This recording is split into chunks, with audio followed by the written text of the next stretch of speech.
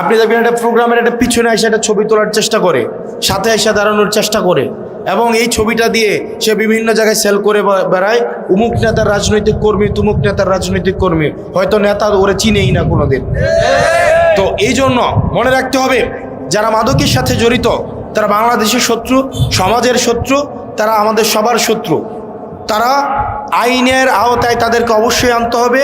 তাদের কোনো রাজনৈতিক পরিচয়ে তাদেরকে কোনোভাবেই শেল্টার দেওয়া যাবে না। এজন্য আমাদের সরকারের অগ্রণী ভূমিকা রাখতে হবে। নিজের দলেরও যদি মাদকের ব্যবসার সাথে জড়িত থাকে তাদেরকেও আইনের আওতায় আনতে হবে।